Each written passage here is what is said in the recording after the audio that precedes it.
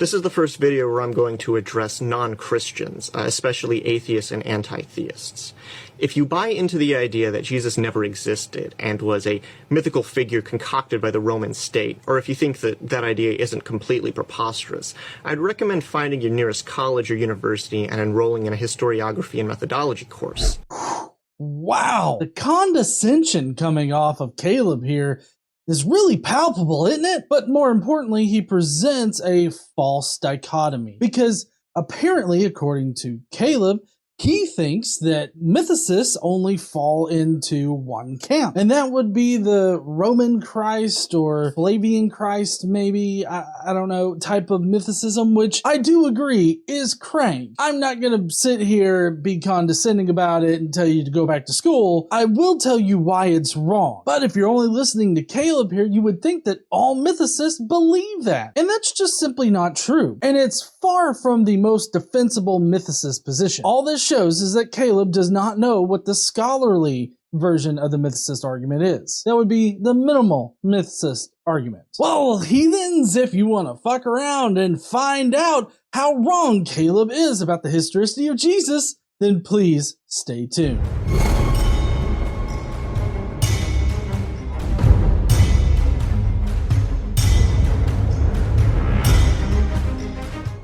What's up, heathens? How y'all doing? I'm the Godless Engineer, and I critically analyze apologist claims to give you the best arguments and information so that you can stand up and use your voice. Although today we're not taking a look at an apologist, we're taking a look at an atheist historicist on the question of whether or not Jesus existed. Caleb both has a YouTube and TikTok, and I've got them listed in the description below. If anything that he says really resonates with you, then please go down below and subscribe to him on those platforms. Although I don't really think that anything he has to say should resonate with you. Like, right there at the beginning, he lumps all mythicists in with the crazy crank type of mythicist. And that's just not representative of the current discussion. The current discussion currently has two peer-reviewed mythicist-leaning books.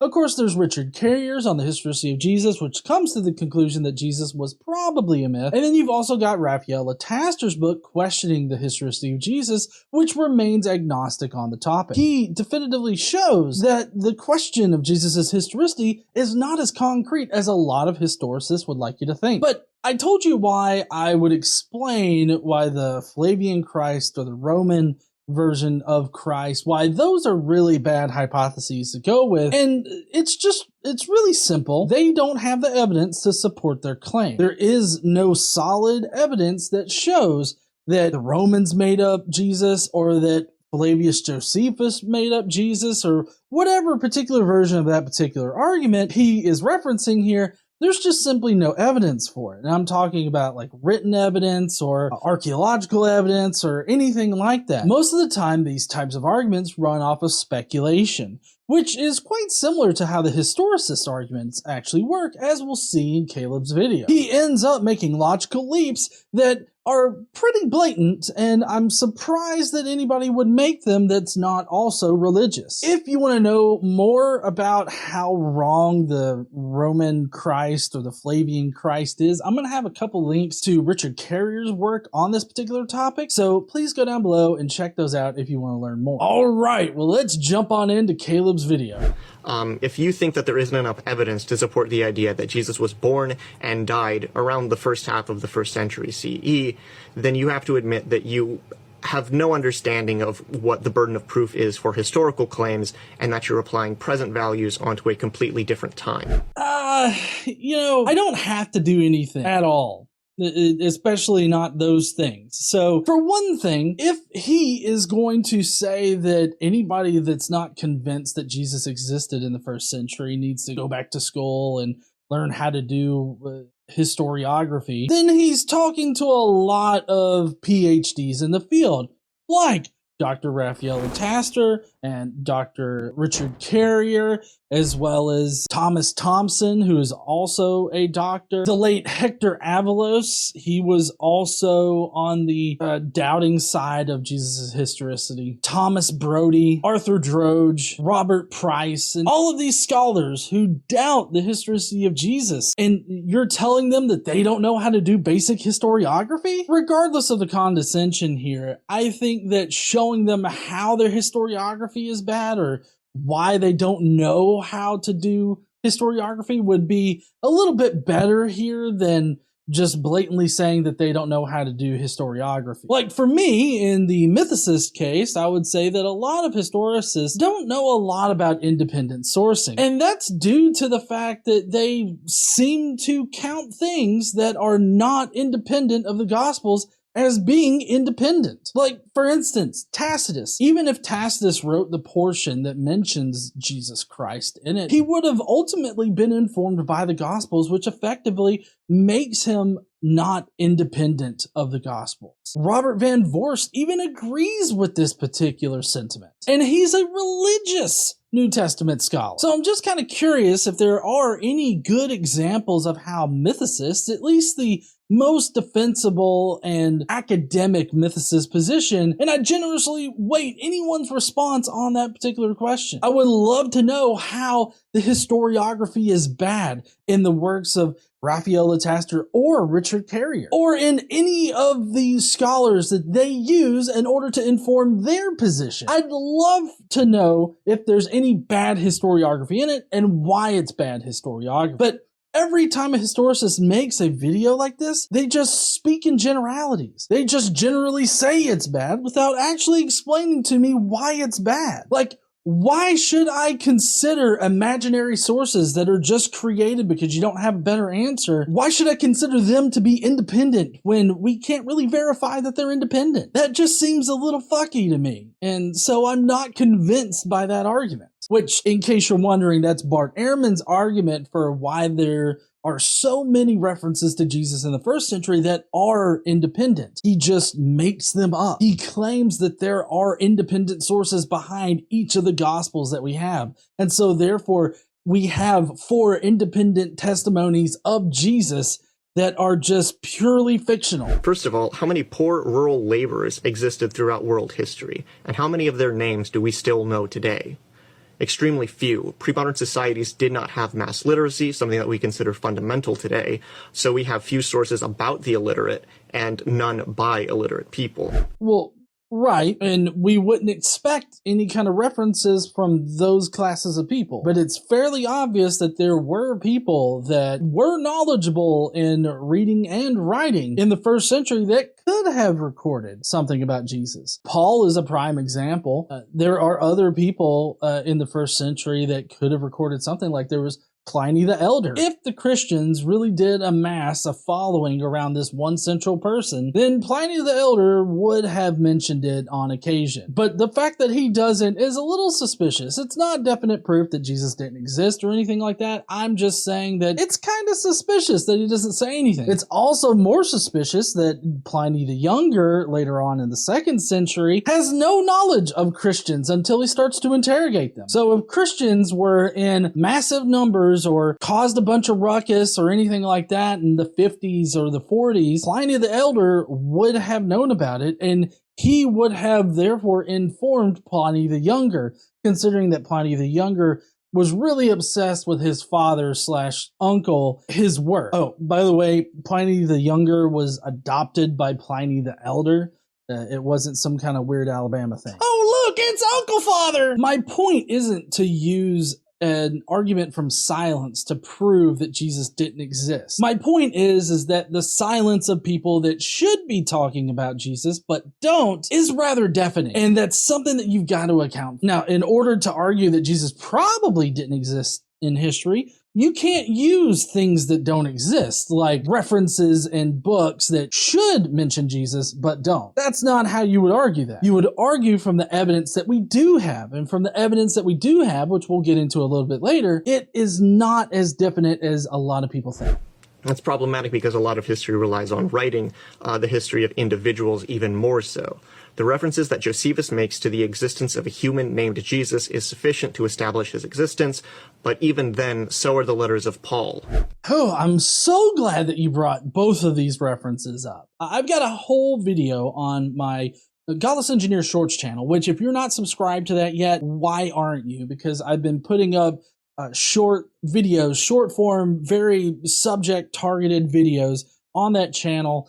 So, I mean, if you don't like these really long videos that I put out, definitely go over there, check that out. Eventually, you know, the clips will appear over there. I'm working through my back catalog of getting, you know, these clips up and over there scheduled, trying not to, you know, overdo it with y'all on the posting. But if you want to know why Josephus, with references, by the way, why Josephus does not actually mention Jesus, definitely go and check that video out. But there are several scholars in New Testament and biblical studies that have noticed the weird thing about Josephus, specifically the Testimonium Flavianum. With the Testimonium Flavianum, there's no reference to it before the 3rd century, but that doesn't mean that it wasn't there exactly.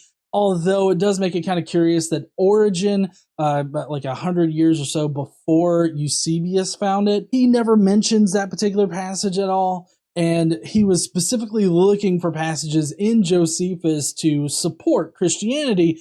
So if it was there, you would think that he would actually use it. So that particular point is a little fucky on the historicist side, but let's just take a look at the actual passage itself. And again, if you want references for how I know all these things and all the scholarship that backs it up, you got to check out that video on GE Shorts. But the verb usage within the Testimonium Flavianum is completely different than how Josephus uses verbs elsewhere. The story construction within that particular passage is different from how Josephus constructs stories elsewhere in his writings. And then what you have is this whole notion that some kind of redacted version existed and that it was only partially interpolated. That was mostly done away with Alice Wheely. She shows that these references to a redacted version actually only stem from Eusebius's copy, which has the very Christianized verses in it. So any talk about a redacted version is just pure speculation without any evidence to support it. The only version that we know to exist is the one that currently exists. So we have to use that in order to really examine whether or not Josephus would have wrote it. It would be bad historiography to change it in order to make it look more like Josephus and then analyze it to see if it is Josephus. You have to analyze it as it exists, unless you have evidence to show that it was interpolated, which we've already stated does not exist. And the list goes on and on and on. Like, for instance, you can take that entire passage out and all the passages surrounding it flow seamlessly together like it was never there, which is rather odd. So it's not any one of these particular things that really shows us that it probably wasn't there. It's the culmination of all of these different facts which makes it very difficult to support the idea that it was written by Josephus. So I'm not exactly convinced by that. The next thing that he says is that Paul shows us that Jesus existed in history. I disagree with that completely. And the reason why is because the verses in Paul that seem to reference some kind of historical Jesus were all vague, and the explanations for these particular passages that show that he was only ever talking about a celestial Jesus are way more convincing than the historicist arguments that say, hey, these passages reference a historical Jesus. A really good and not so often used example of this is Galatians 4:4, where Paul talks about Jesus being born of a woman. But the problem with that particular passage is that it's encased in an allegory. So he was talking about an allegorical birth to a woman.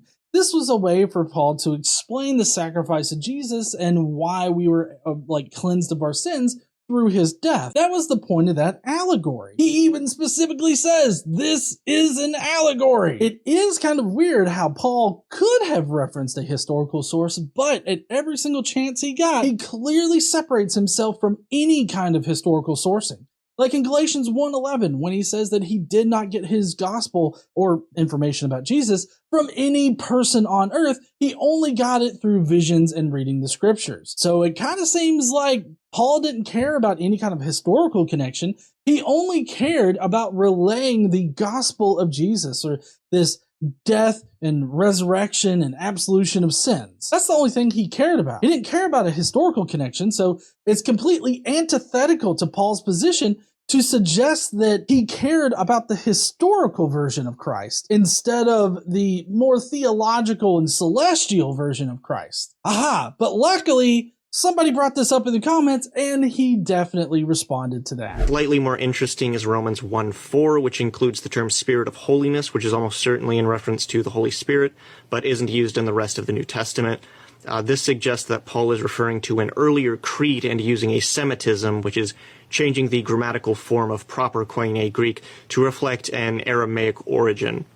This would also make sense because Paul did not start the church in Rome, nor did he claim to have. And the most likely explanation is that it was started by anonymous Jews who moved from Judea to the Jewish colony that existed in Rome. Aha, yes. I up until this point, I completely agree that Paul did not start the religion. But the religion that we have now is definitely a Pauline version of Christianity. Paul's version is the one that really resonated with the Christians, and it's the version that eventually took over. So, I mean, while Paul didn't start the Christianity or the Jewish Christian religion, he definitely took it over. But this still only gets us back to there were people who believed that a dude resurrected from the dead on behalf, or well, through God, or because he was God, however you want to mention it. It only gets back to they believed that this happened and not any kind of solid evidence that it did happen in history. There are plenty of things that ancient people believed happened in history, but did not actually happen in history. So we have to have this connection to real history and not just their belief arising. Biblical scholars, including secular scholars, argue that these and other passages reflect a pre-Pauline form of Christianity. So it would seem likely that these traditions developed from the Aramaic followers of Jesus, specifically after he died, and some believed to have seen visions of him. I don't know if you guys noticed it, but Caleb made a huge leap in logic there, and a huge leap in thinking, because he goes from, oh, there was this pre-Pauline Jewish Christian tradition that was going around, to this means they were Aramaic followers of Jesus. There is no solid evidence to say that these early Jewish Christians that came way before Paul became a Christian, there's no solid evidence to say that they were followers of Jesus. Paul never mentions anybody as a disciple. He never mentions that anybody knew Jesus before his death. So Paul is not a good link to say that they knew Jesus or they followed Jesus or anything like that. This is the pure speculation that I was talking about. He leaps from, well, there was a pre-Pauline Jewish Christian tradition to these people followed Jesus around. There's no actual evidence to support that leap. All right, so he answered kind of my, Paul question. I mean, not really, but I feel like that's probably the best that I'm going to get out of Caleb. But he does continue in his original video. Mythicists think that this is insufficient evidence because they're not historians and are, in fact, presentists who assume that if Jesus existed, there would have been a lot more written about him. Theoretically, it is possible that there are some references that have been lost to us over the course of time, but it seems unlikely that anyone in the Greco-Roman world would have cared about Jesus while he was alive. So I feel like this is a prime example of how historicists just simply don't know what the most defensible mythicist position is. Because the minimal mythicist position does not rely on sources that just don't exist. Like, we don't argue that, oh, there's not a lot written about Jesus, therefore he didn't exist. That's a really simplistic view of mythicism that doesn't actually represent it and would constitute as a straw man. How we argue that Jesus probably didn't exist is that we take all of the evidence that we have, that would be Paul, the Gospels, the Roman accounts, like Josephus, Tacitus, Pliny, whoever else they want to bring up that mentions Jesus. We take all of that, everything that we literally have, and we weigh that evidence as far as whether or not we have evidence that suggests that Jesus existed. And that's where the real debate is. Mythicists are not going to grant any kind of credence to the Gospels, even though Bart Ehrman does lend some kind of credence to the Gospels. He thinks that they represent independent sources that existed prior to the Gospels being written, and that these Gospels were based off of those independent sources. But like I stated before, these are just imaginary sources that don't exist. We can't analyze them. We can't actually tell if they're independent or not. We just don't know. So there's no reason to invent sources in order to prove your point. And I kind of feel that's somewhat relevant to his criticism of this straw man version of atheism, where we argue from the lack of sources. I guess the main difference is that they just make up sources and say that those sources support their conclusion. I mean, that would be really easy for a mythicist to do if that was a valid way to argue anything. The point of fact is, the minimal mythicist position only relies on the evidence that we have and analyzing that evidence. We don't care about evidence that doesn't exist. We don't know how long Jesus' ministry was even. I mean, the Gospel of John says it was 3 years, but that's the least reliable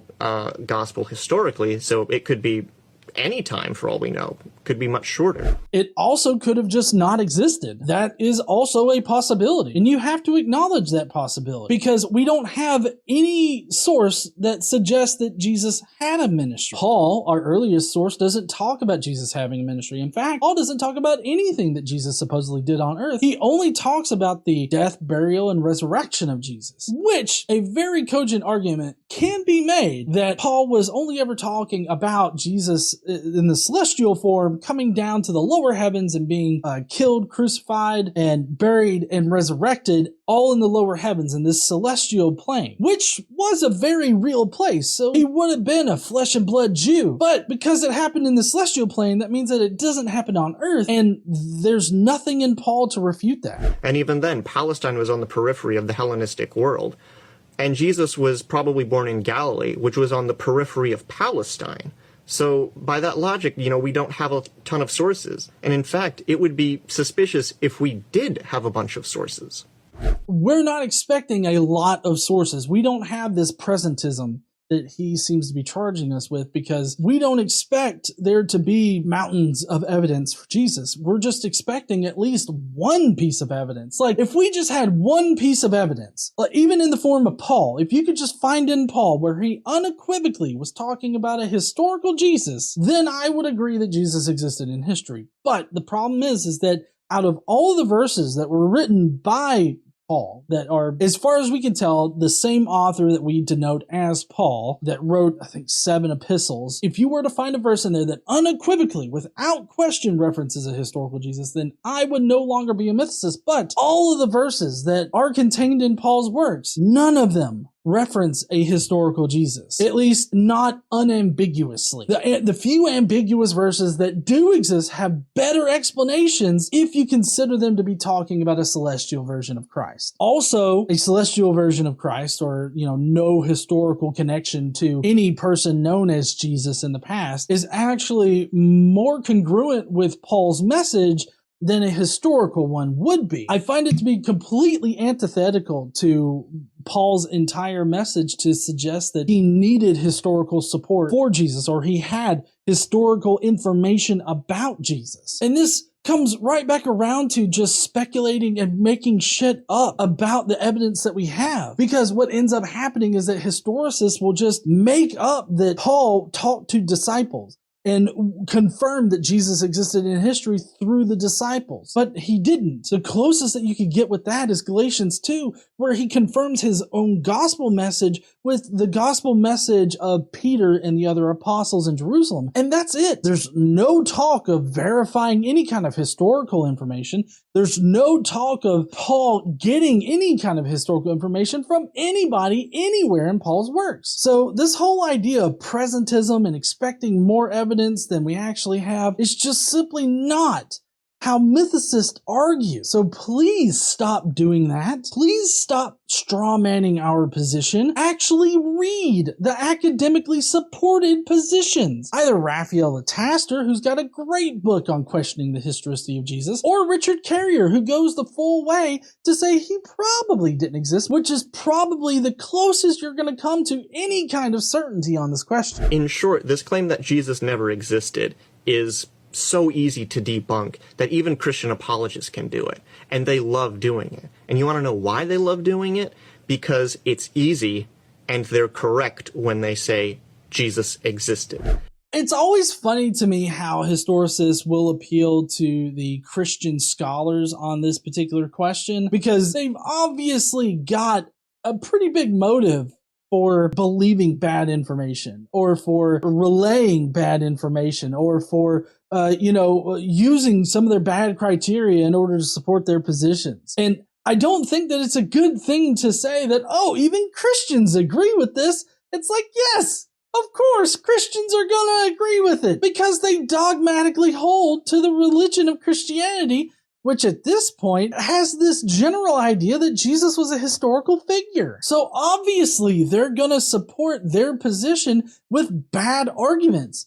And you see this all the time with apologists. They go from either just speculating about sources or speculating about things to just outright making things up. I've listed a number of arguments here that are used by these biblical New Testament authors. But also, you have to be really careful as to which New Testament and biblical authors you use, because a lot of them are teaching at a university, but that university is a theological seminary, or it's some kind of theological division of a larger university that requires people to sign statements of faith. And if you break that statement of faith, you're punished by the community. Not just the school, like you'll lose your job for sure, but also the community of scholars in this particular field punish each other. They blacklist each other if they so much as step out of the line just a little bit. The case that comes to mind is one of the most blatant examples of this is Mike Licona. Mike Licona just suggested that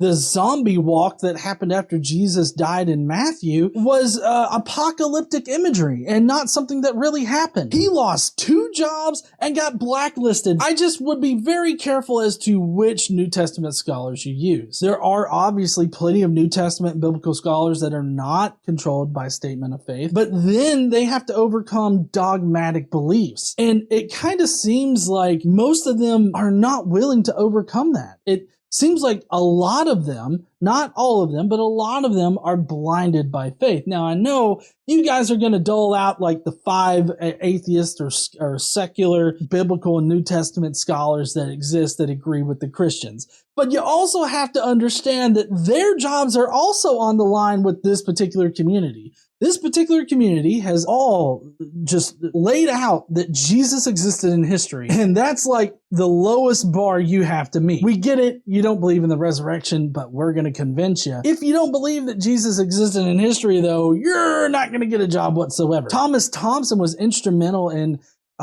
establishing the ahistoricity of the biblical patriarchs in the Old Testament. But you know what? He could not teach anywhere for at least any kind of long period of time. He ended up having to be a teacher, a house painter. I mean, he just did odd jobs. He had a doctorate in his biblical studies, right? He had a doctorate, but he was painting houses. You know why? Because the people at the time didn't like the fact that he had quote unquote hyper skepticism and didn't think that the biblical patriarchs were historical. That's the mainstream view of those motherfuckers right now. My point is, be careful with which scholars that you use. Look at their credentials. Look at where they got their degrees from. Look at how they were trained. Because even scholars like Bart Ehrman aren't historians. Bart Ehrman has 2 theological degrees. Well, he's got a master's of divinity and then a degree in theology from a theological seminary. That is the person that is normally touted out. Somebody with a theological degree that's telling us that Jesus existed. I just am a little bit skeptical. Now, pretty much anything they say after that point falls beyond the realm of history, however. Well, more importantly, they're wrong, like about the resurrection and all the magical things that happens in the Gospels and everything like that. I mean, these same biblical scholars use the same quality of evidence for the resurrection as they do for the historicity of Jesus, which was one of the first things that really made me question what I was being told by these theological scholars, which is what most of them amount to. They have degrees in theology, not history. Even the New Testament scholars are not historians. It's tangential to history, and they definitely learned a little bit of how to do historiography, but it's definitely like a discipline that's geared to reinforce the Christian belief, to reinforce faith in whatever form that might be. So anyways, Caleb has some more videos on the mythicism question, but he seems to have stopped. I don't know if I should really go into more of his answers to other people. They didn't really seem all that substantial. So I think I'm just going to leave it at this for Caleb. If he makes another video, I will definitely be back to respond to it. But Caleb, if you happen to be watching this, man, hit me up. I'd love to talk to you. I doubt you're going to watch this, but you know, whatever. Anyways, I would love to know what you heathens think down below. Personally, on this video, I found that he spoke in generalities. He did not list off specific examples of how we're doing bad historiography. I would really appreciate examples of how my logic is faulty on this particular discussion. So I'm going to continue my search for people that actually know the mythicist position and are offering good arguments against it, instead of just these general ambiguous claims that we're ridiculous and shit, and we need to go back and get some kind of teaching on historiography and evidence and shit. I don't know. Anyways, I'd love to hear what you heathens think down below. And while you're down there, why don't you smash that like button and subscribe if you like mythicist content like this. Don't forget to stand up and use your voice. Bye, heathens.